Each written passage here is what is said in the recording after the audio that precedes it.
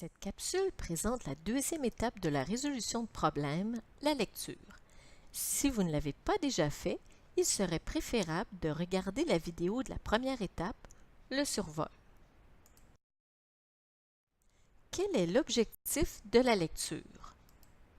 Faire ressortir toutes les informations pertinentes et tous les concepts à mobiliser. Quelles sont les stratégies à utiliser lors de l'étape de la lecture?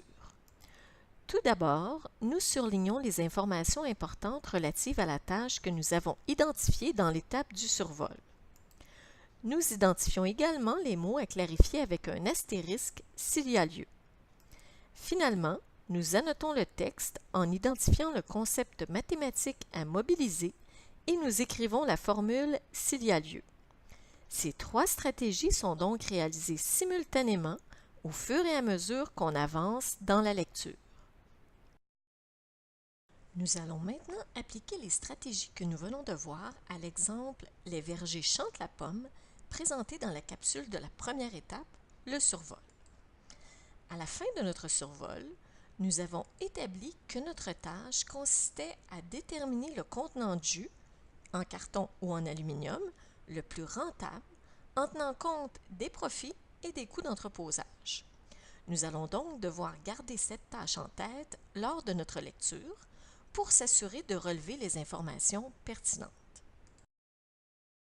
Commençons maintenant la lecture du problème en appliquant les trois stratégies simultanément, soit surligner, identifier les mots à clarifier et annoter le texte.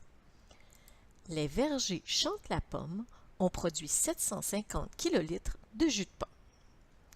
Dans cette phrase, il y a une information importante, 750 kL. Ceci représente la quantité de jus produite. On l'indique donc dans la marge. Il s'agit de notre première annotation.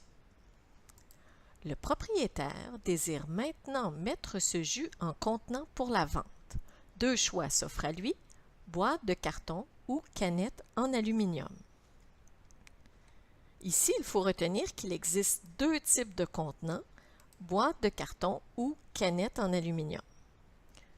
On poursuit avec les profits générés par la vente. Les tableaux suivants illustrent les profits pouvant être générés par la vente du jus de pomme selon le contenant.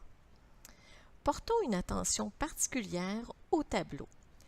Le premier tableau, profit en fonction de la quantité de jus pour les contenants en carton. On peut surligner les mots « profit » et « contenant en carton ». Que retient-on ici? On a affaire à des tables de valeurs, alors il va falloir s'en servir pour trouver le profit pour la quantité de jus qui est produite, soit 750 kL. Même chose pour le second tableau, profit en fonction de la quantité de jus pour les contenants en aluminium.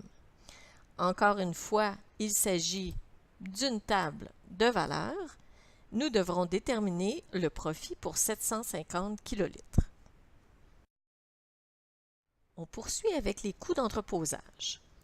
Toutefois, les contenants doivent être entreposés un certain temps avant la vente.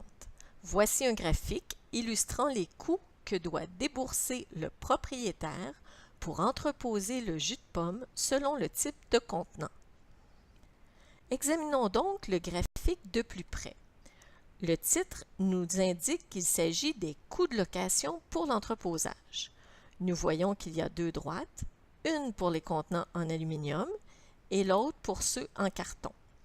La variable dépendante est le coût de location, alors que la variable indépendante est la quantité de jus. On se pose alors la question, qu'est-ce qu'on va devoir faire avec cela? Sûrement calculer le coût pour 750 kL. La note indique que l'entreposage des contenants en aluminium est plus coûteux car ils sont plus volumineux. Rien de pertinent ici pour la résolution de notre tâche. On termine avec la question.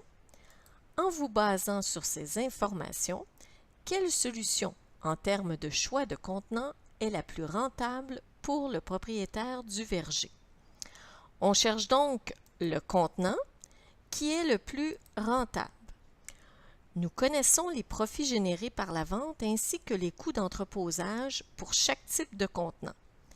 Pour déterminer le contenant le plus rentable, soit celui qui rapporte le plus d'argent, nous allons devoir calculer les profits réels pour chaque type de contenant. Pour ce faire, nous allons soustraire les coûts d'entreposage des profits générés par la vente. En résumé, les 3 stratégies de la lecture nous ont permis d'extraire les informations pertinentes suivantes. 750 kl de jus sont produits. Il faut choisir entre 2 types de contenants, ceux en carton et ceux en aluminium. Il y a 2 tables de valeur et il va falloir trouver le profit pour 750 kl. Il y a un graphique pour les coûts d'entreposage pour chacun des 2 contenants et il va falloir trouver le coût pour 750 kl. Et notre tâche consiste à déterminer le contenant le plus rentable. Pour cela, il va falloir calculer les profits réels, c'est-à-dire soustraire les coûts d'entreposage des profits de la vente. Êtes-vous prêt pour l'étape 3? Alors en route vers la planification et l'organisation de la tâche.